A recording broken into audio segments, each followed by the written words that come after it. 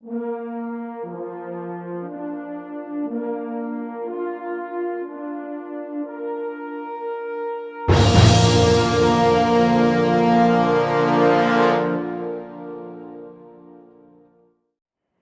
Two D N Patel maths classes. ગયા લેક્ચરની અંદર આપણે chapter 4 principle of mathematical induction ગાણિતીય અનુમાનનો સિદ્ધાંત સ્વાધ્યાય 4.1 ના પ્રશ્ન નંબર 4 સુધી સોલ્યુશન જોઈ ચૂક્યા છીએ. આજે આપણે પ્રશ્ન નંબર 5 PMI ની મદદથી સાબિત કરો કે 1 * 3 + 2 * 3 square + 3 * 3 cube up to n * 3 raised to n = 2n - 1 into 3 raised to n plus 1 plus 3/4 every n belongs to n માટે, એટલે કે દરેક પ્રાકૃતિક સંખ્યા માટે અહીં આપણને એક સિદ્ધાંત આપેલ છે જે સત્ય છે એવું ગાણિતીય અનુમાનના સિદ્ધાંતની મદદથી સાબિત કરવું છે. તો અહીં આપણને આપેલ છે સિદ્ધાંત. ધારો કે p of n કેવો આપ્યો છે તો 1 * 3 plus 2 * 3 square plus 3 * 3 cube plus up to n into 3 raised to n is equal to 2n minus 1 into 3 raised to n plus 1 plus 3/4 every n belongs to n માટે સત્ય છે એવું સાબિત કરવું છે. જેમાં ઉપયોગમાં લઈશું ગાણિતીય અનુમાનના સિદ્ધાંતના 3 મુદ્દા. તો ફર્સ્ટ પ્રમાણે જોઈએ તો સૌથી નાનામાં નાની પ્રાકૃતિક સંખ્યા કઈ જોવા મળે છે તો 1. તો 1 માટે સત્ય છે એવું ચલો પહેલા ચકાસી લઈશું. તો n બરાબર 1 માટે p of 1 ની ડાબી બાજુ જોઈએ તો n માં પદની અંદર n ની જગ્યાએ 1 મૂકવામાં આવે તો 1 into 3 raised to 1 એટલે કે 3. તો 1 into 3 પદ સુધીનો સરવાળો અને એ પદ પહેલું પદ જોવા મળે છે એટલે કે એક પદનો સરવાળો 1 into 3 is equal to 3 એકા 3. આ જ રીતે જોઈએ તો p of 1 ની જમણી બાજુમાં n ની જગ્યાએ 1 મૂકવામાં આવે તો અહીંયા 1 મૂકીશું એટલે કે 2 એકા 2, 2 માંથી 1 જાય તો 1 into 3 ની 1 plus 1 એટલે કે 2 ઘાત તો 3 ની 2 ઘાત plus 3/4 એટલે કે 3 નો વર્ગ એટલે 9, 9 એકા 9, 9 3 12 ભાગ્યા 4 એટલે કે 3. તો ડાબી બાજુ 3 અને જમણી બાજુ 3 બંને સમાન હોવાથી કહીશું કે p of 1 ની ડાબી બાજુ બરાબર p of 1 ની જમણી બાજુ. therefore ડાબા બરાબર જબા થવાથી કહી શકાય કે p of 1 સત્ય છે. બીજું સ્ટેપ એ કે n બરાબર k માટે સ્વીકારી લેવામાં આવે કે p of k સત્ય છે અને સ્વીકારી લેતા n બરાબર k + 1 માટે p of k + 1 સત્ય સાબિત થાય. તો એનો મતલબ કે આપેલ સિદ્ધાંત એ ગાણિતીય અનુમાનના સિદ્ધાંત અનુસાર સત્ય છે. તો ચલો સ્ટેપ જોઈશું આગળ. ધારો કે n બરાબર k માટે સ્વીકારી લઈએ કે p of k સત્ય છે. એનો મતલબ કે p of k n ની જગ્યાએ k મૂકવામાં આવે તો સિદ્ધાંત થશે 1 * 3 plus 2 * 3 square plus 3 * 3 cube up to n ની જગ્યાએ k મૂકીએ તો k * 3 raised to k is equal to n ની જગ્યાએ k મૂકવામાં આવે તો જમણી બાજુ થશે 2k - 1 into 3 raised to k plus 1 plus 3/4 every n k belongs to n માટે. ચલો આને શું કહીએ તો પરિણામ 1 જે આપણે સ્વીકારી લઈએ છીએ એ સત્ય છે. હવે જો જોવામાં આવે તો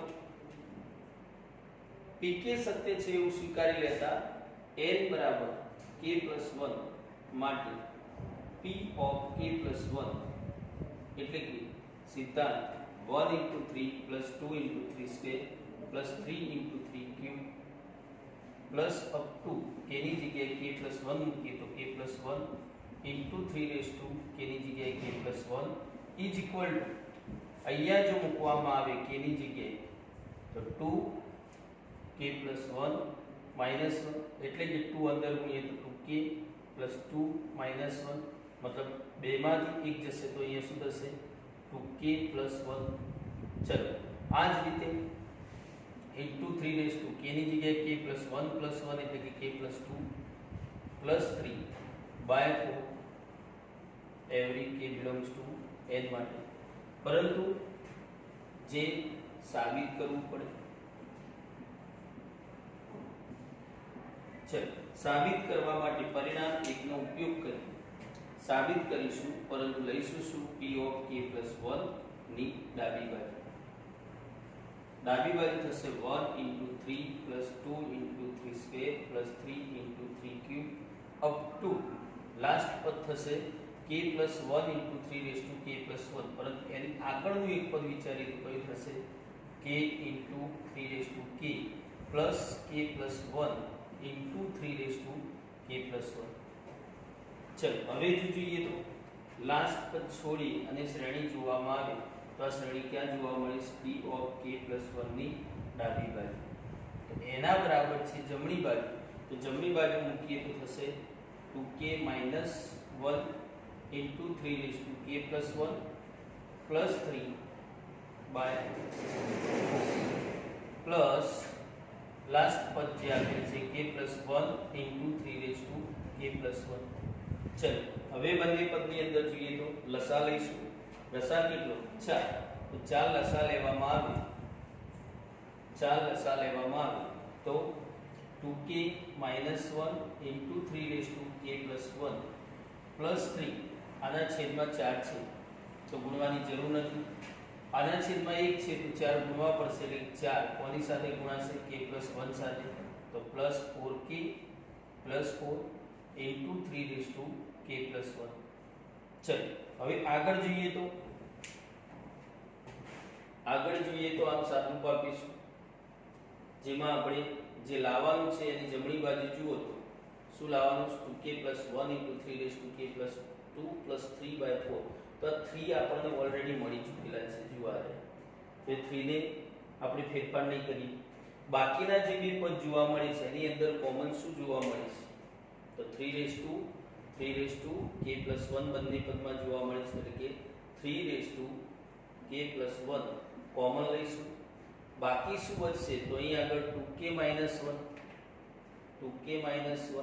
અને આ પદની અંદર જુઓ તો +4k +4 +3 જે અહીંયા હતા એ એમના ચલો છેદમાં 4. હવે આનું સાદુરૂપ આપીએ તો 3 raised to k + 1 એમના ચલો 2k + 4k કેટલા થશે 6k +4 - 1 એટલે કે 3 +3 upon 4 is equal to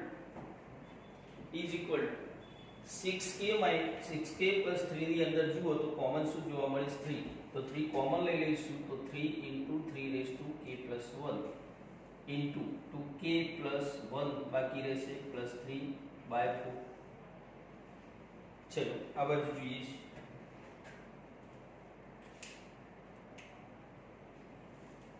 તો અહીં આગળ હું 3 ની 1 ઘાત કહી શકું. 8મા ધોરણની અંદર તમે શીખેલા છો કે આધાર સરખા હોય વચ્ચે ગુણાકાર હોય તો બંને ઘાતોનો સરવાળો થશે એટલે કે k + 1 અને આ તો k + 2 જોડે ગુણાકારમાં કોણ છે તો is equal to 2k + 1 into 3 raised to k + 2 plus 3 by 4 એમ નહીં. અને આ શું જોવા મળે છે જે લાવવાની હતી p of k + 1 ની જમણી બાજુ તો આ થઈ ગઈ p of k + 1 ની જમણી બાજુ. આમ PNI અનુસાર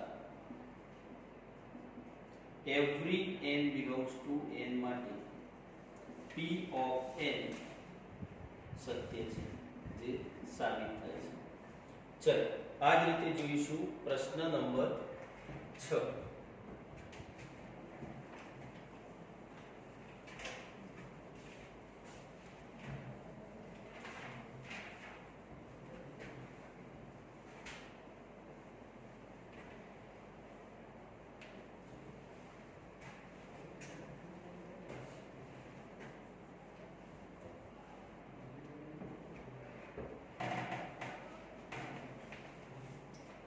પ્રશ્ન number 6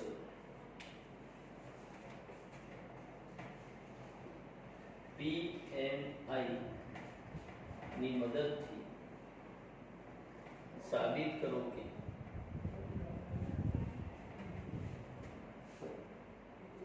1 into 2 plus 2 into 3 plus 3 into 4 up to n into n plus 1 is equal to n plus 1 n plus 2 by 3 every n belongs to n માટે સાબિત કરવું છે.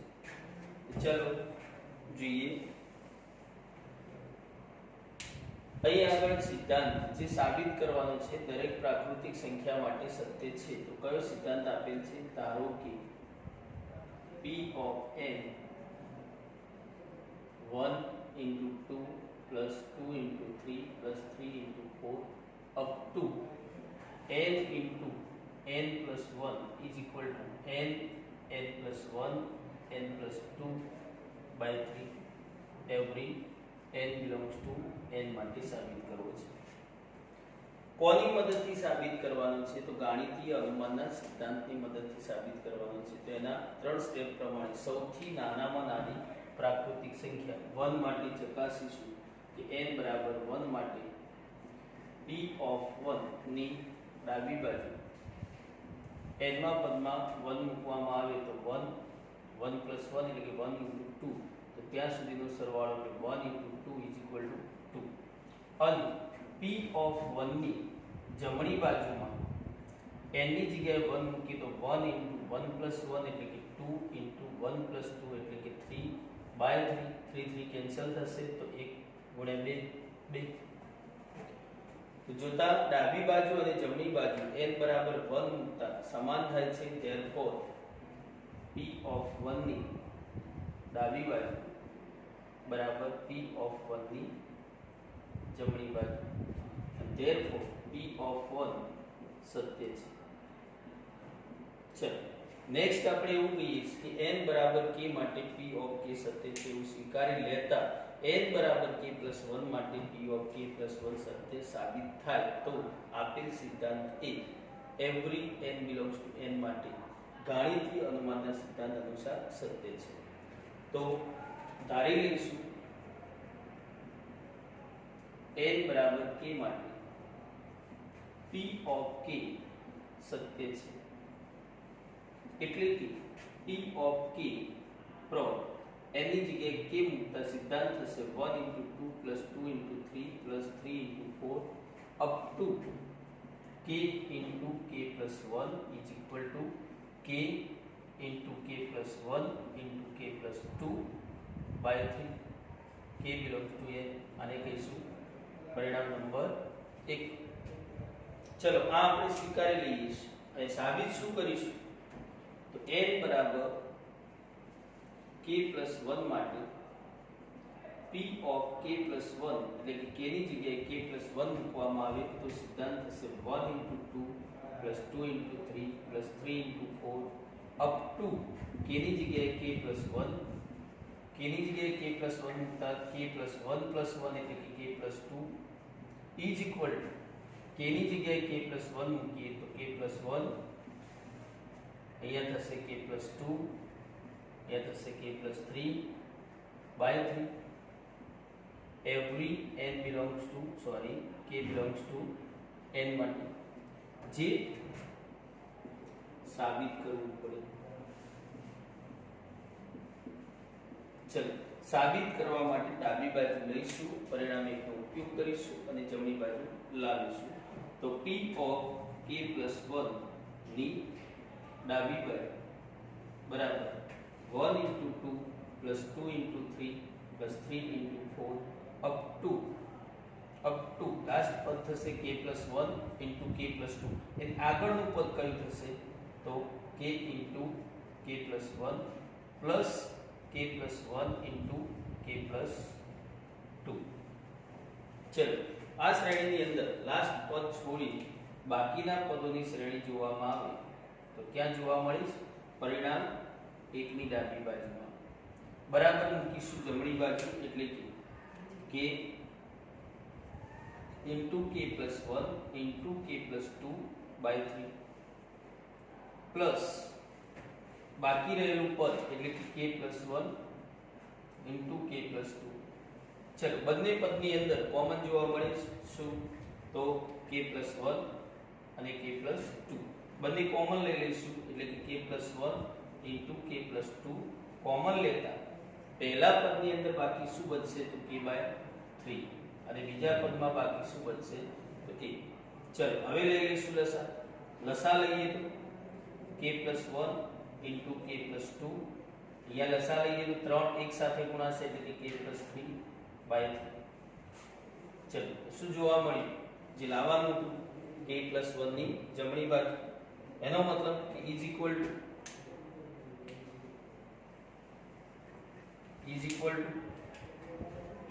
p of k plus 1 ની જમણી બાજુ. therefore ડાબી બાજુ બરાબર જમણી બાજુ થાય એનો મતલબ કે p of k plus 1 પણ સત્ય છે.